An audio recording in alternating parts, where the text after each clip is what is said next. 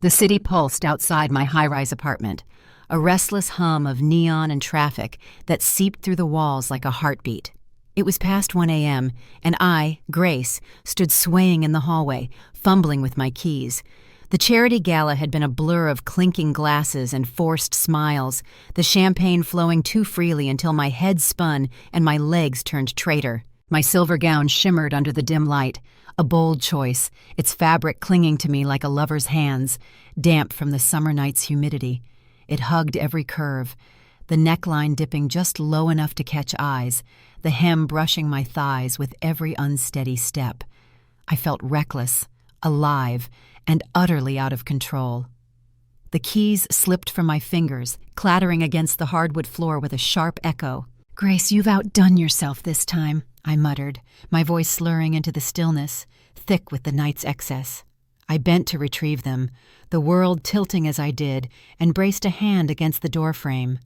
The cool metal of the knob finally gave way under my grip, and I stumbled inside, kicking the door shut behind me. My heels, sleek, black, and treacherous, wobbled beneath me. I towed them off, one clattering against the wall, the other landing somewhere in the shadows. The hardwood was a shock of cold against my bare feet, grounding me just enough to keep moving.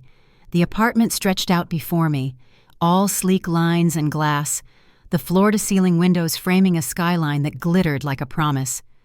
My breath caught as I crossed the threshold, the cool air brushing my skin where the gown stuck tight, outlining me with shameless precision. I could still feel the gala's heat, the laughter, the music, the way eyes lingered a little too long. Now it was just me, the silence, and the faint buzz of champagne in my veins. I took a step toward the living room, aiming for the couch, but my balance betrayed me again. My shoulder grazed the wall, and I laughed, a soft, sloppy sound that dissolved into the dark. That's when Lucas appeared. He stepped out from the dimness of the living room, his silhouette sharp against the city lights spilling through the glass. My stepson, tall, quiet, always there when I least expected it. His dark hair caught the glow, and his eyes, steady and unreadable, locked onto mine. He moved toward me, his steps quick and sure, cutting through the haze of my disorientation. I didn't hear him coming until he was there, close enough that I could smell the faint, woodsy edge of his cologne, a scent that mingled with the sticky warmth still clinging to me from the night outside. "Grace," he said, his voice low, steady, cutting through the fog in my head. Before I could protest, his hands found my waist, firm and warm through the thin silver fabric. My breath hitched, a jolt running through me as he caught me mid-sway, pulling me away from the glass coffee table I hadn't even seen. The room spun less with him holding me, but something else spun faster. My pulse, maybe, or the air between us. His fingers pressed into me, steadying me, and I leaned into him without thinking, my hands brushing his chest. The heat of him burned through his shirt, and for a moment I forgot where I was going, forgot everything but the way he stood there, solid and real in the chaos of my night. "Easy," he murmured, his grip tightening just enough to guide me forward. I didn't pull away. I couldn't. Not yet. Lucas's hand stayed firm on my waist, anchoring me as the apartment seemed to shrink around us. The open layout, glass walls, sleek furniture, the city's glow bleeding in, felt tighter with him so close. My silver gown shifted under his grip, the fabric sliding up my thighs as he steered me away from the living room's hazards. I could feel the hem catch, revealing the edge of my silk slip, a whisper of lace peeking out like a secret I hadn't meant to share. His touch burned through the thin material, steady and sure, and I didn't know if it was the champagne or him making my skin hum. Maybe both. "I'm fine, Lucas, really," I mumbled, but the words stumbled over each other, slurring into nothing. My head tilted back, resting against his shoulder for a moment, and I caught the scent of him, woodsy, warm, cutting through the sticky summer air still clinging to me. He didn't let go, just tightened his hold, guiding me toward the hallway that led to my bedroom. "Let me get you to bed, Grace," he said, his voice soft but firm, like he'd already decided. "You'll thank me tomorrow." I wanted to argue, but my legs wobbled, and his chest pressed solid against my back, a wall I couldn't push through. The journey was a blur of sensation. My bare feet sank into the plush runner lining the hall, a soft contrast to the hardwood I'd left behind. His arm stayed around me, one hand splayed across my hip, the other brushing my side as he kept me upright. My gown rode higher with each step, the cool air kissing my skin where it shouldn't, and I felt exposed, alive, caught in a current I couldn't fight. I leaned into him more, my hands grazing his arms, feeling the muscle beneath his shirt tense under my touch. The city's distant hum faded, replaced by the sound of my own breathing, shallow and quick, mingling with his steady exhales. We reached my bedroom door, and he nudged it open with his shoulder. The space was dim, lit only by the faint glow of streetlights filtering through the blinds. He maneuvered me toward the bed, and my knees buckled as I sank onto the edge of the mattress. The silk sheets were cool against my thighs, a sharp relief from the heat coursing through me. Lucas didn't step back right away.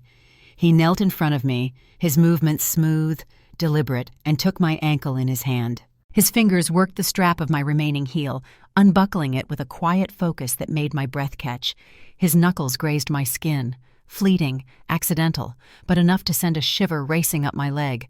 I watched him through half-closed eyes, the room spinning slower now, but my mind racing. The heel slipped off, and he set it aside, his hands lingering a beat too long before he straightened. "You're good now," he said, his voice a low rumble, his eyes meeting mine in the dim light. I saw something flicker there, concern maybe, or something heavier, and it pulled at me. "Stay," I whispered, the words slipping out before I could stop it, hanging in the air like a dare. My hand reached for his wrist, fingers brushing his skin, trying to hold him there, to keep the moment from slipping away. He froze, his gaze locked on mine, and for a heartbeat, I thought he might. The air between us crackled, thick with the weight of what I'd said, what I'd meant. But then he pulled back, his wrist slipping from my grasp as he stood.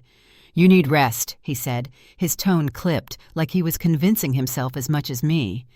He turned, his silhouette filling the doorway for a moment, before he stepped out, leaving me alone on the bed. I sank back, the sheets twisting around me, my gown bunching at my hips. My heart pounded, a mix of relief and something sharper, disappointment maybe, chasing me into the dark as I closed my eyes, the memory of his touch still burning where he'd been. Sunlight slipped through the sheer blinds, spilling across my bedroom in soft golden streaks. I stirred, my head throbbing like a drumbeat, each pulse a reminder of last night's champagne. The sheets were tangled around me, cool against my bare legs, my silver gown twisted up around my hips like a flag of surrender. The apartment was quiet, save for the faint hum of traffic far below, a distant echo of the city waking up. I lay there for a moment, eyes tracing the ceiling, trying to piece together the blur of the gala, the stumble home, and Lucas, his hands, his voice, the way he'd left me here. I swung my legs over the edge of the bed, the hardwood cold under my feet as I stood. My body ached, heavy with the weight of too much drink and not enough sleep, but I padded toward the bathroom anyway. The mirror loomed ahead, but I turned away, not ready to face the woman staring back. I twisted the shower knob, and hot water roared to life, steam curling up around me as I stepped in. It cascaded over my shoulders, tracing the lines of my body, washing away the sticky remnants of the night.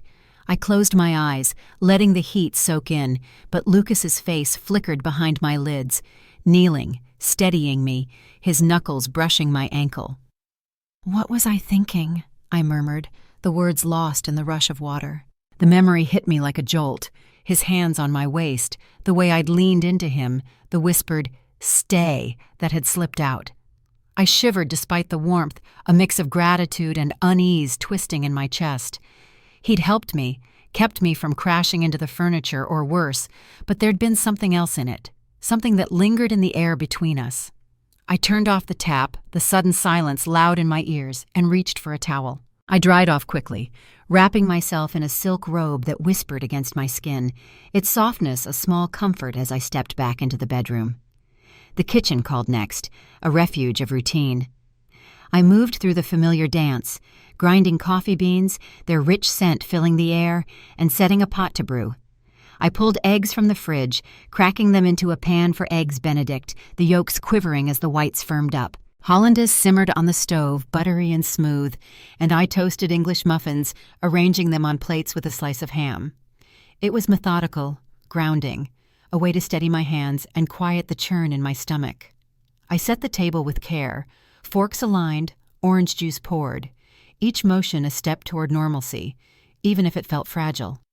"Lucas!" I called, my voice steady despite the flutter in my chest. He appeared a moment later, stepping into the kitchen with that quiet way of his dark hair still mussed from sleep.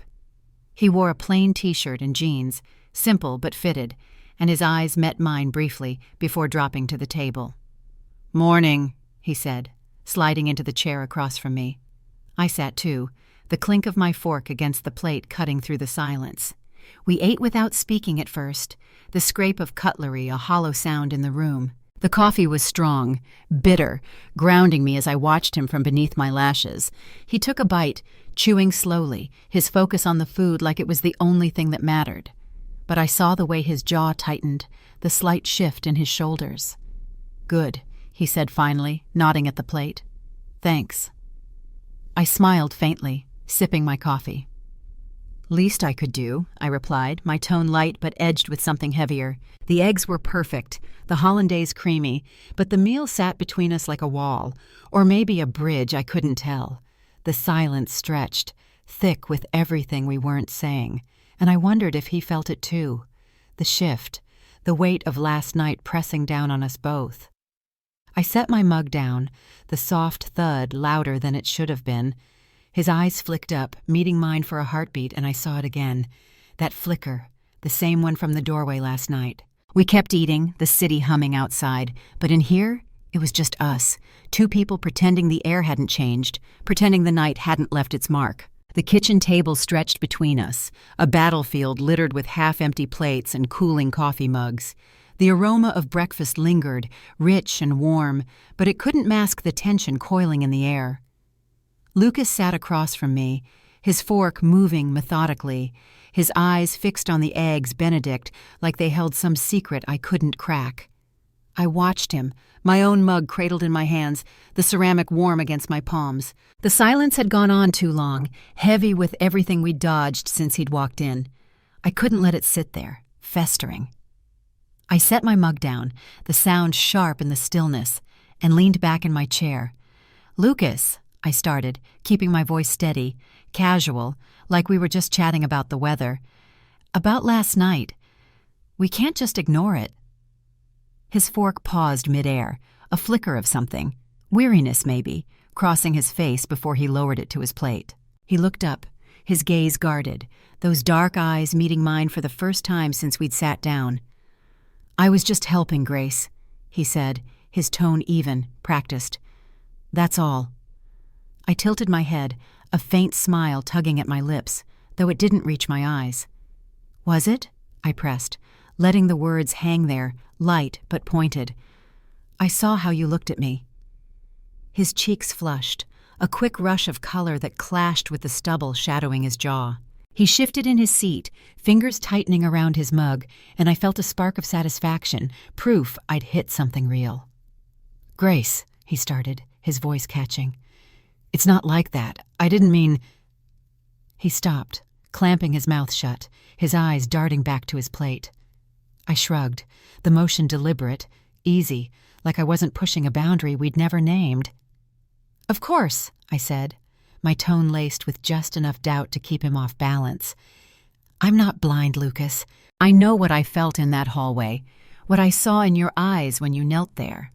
I paused, letting the silence stretch, watching him wrestle with it. His jaw worked, like he wanted to argue, but nothing came out.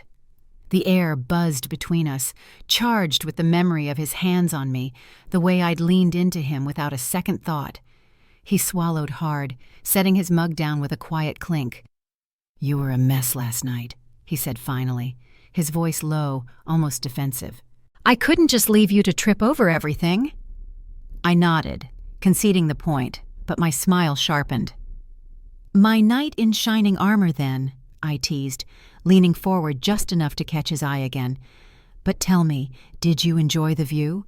All that gallantry and not a single stray thought?" The question landed like a stone in still water, rippling out, daring him to answer. His flush deepened, and he looked away, staring at the crumbs on his plate like they'd save him. "Grace," he muttered, barely above a whisper. "Don't do this." But I already had. I'd thrown it out there, and I could see it working on him, the way his shoulders tensed, the way his breath hitched. I stood, smoothing my robe as I moved to clear my plate, my steps smooth, deliberate. "Why don't we take some time to think it over?" I suggested, softening my voice, giving him an out. "We can talk later, when we've both had a chance to clear our heads." He nodded, relief washing over his face like a tide. "Yeah," he said, his voice rough, quiet. "Maybe that's best." I turned toward the sink, the clatter of dishes drowning out the thud of my pulse. As I walked back to my room, the door clicking shut behind me, I couldn't shake the feeling, a mix of triumph and unease. I'd rattled him, cracked that calm exterior, but beneath it all a question gnawed at me. What was I chasing? The truth or something riskier? I sank onto the bed, staring at the ceiling, the weight of our words settling in like dust after a storm. Shadows stretched long across the apartment as evening settled in, the city skyline glowing amber beyond the glass walls. I stood in the kitchen, the sharp scent of garlic and rosemary rising from the pan where steaks sizzled, their edges crisping to a perfect sear. The day had dragged on, heavy with unspoken things, and I'd thrown myself into cooking, chopping vegetables, seasoning meat, anything to keep my hands busy and my mind from circling back to Lucas. The clatter of the knife against the cutting board had been a rhythm, a distraction, but now, with dinner nearly ready, the quiet crept back in. Lucas sat at the counter, perched on a stool, his presence a steady weight I couldn't ignore. He'd been there for the last half hour, watching me move between the stove and the sink, his silence louder than it had ever been. I could feel his eyes on me, tracking the way my blouse shifted as I reached for a spatula, the way my hair fell loose from its clip. The air felt thick, like it was holding its breath, and I knew we couldn't keep dancing around it. Not after this morning, not after last night. "You've been quiet," I said, breaking the hum of the kitchen with a voice sharper than I'd meant. I set the spatula down and turned to face him, leaning against the counter. He looked up, his dark eyes catching mine, a flicker of something unreadable passing over his face. "Just thinking," he replied, his tone flat, non-committal, but the tightness around his mouth gave him away. I crossed my arms, tilting my head. "About last night?" I pressed, keeping my words deliberate, charged. "We need to face it, Lucas." He shifted on the stool, his fingers tapping once against the countertop before stilling. "Maybe," he said, his voice low, like he was testing the water. "But what's there to say?" I didn't answer right away. Instead, I turned to a drawer, my fingers finding the cool neck of a gin bottle I kept stashed there. The amber liquid glinted in the dim light as I pulled it out, setting it on the counter with a soft thud. I grabbed 2 tumblers from the cabinet overhead, the glass clinking together, and poured a generous splash into each. "Perhaps a drink will loosen our tongues," I said, a hint of irony curling my words as I slid one across to him. Our fingers brushed as he took it, a quick electric graze that sent a jolt up my arm. I pulled back, retreating to the other side of the island, and raised my glass in a silent toast. The first sip hit hard, crisp, and biting, cutting through the haze of the day. I watched him over the rim, his throat working as he swallowed, his eyes never leaving mine. "You're right," he said after a moment, his voice a low rumble that seemed to settle in the space between us. "We can't pretend everything's normal, but I don't know if gin's the answer." I shrugged, my fingers tracing the edge of my tumbler, the cool glass grounding me. "It's not about answers, Lucas," I said, softening my tone, letting it draw him in. "It's about being honest, with each other, with ourselves. Maybe the gin just helps us get there." He didn't respond, just took another sip, and the silence shifted, less strained now, more like a shared breath. I turned back to the stove, plating the steaks with roasted potatoes, the rich aroma filling the room. I set his plate in front of him, my hand brushing his arm as I pulled away, and sat across from him. We ate in that new quiet, forks scraping against plates, the gin warming my chest, loosening the knot I'd carried all day.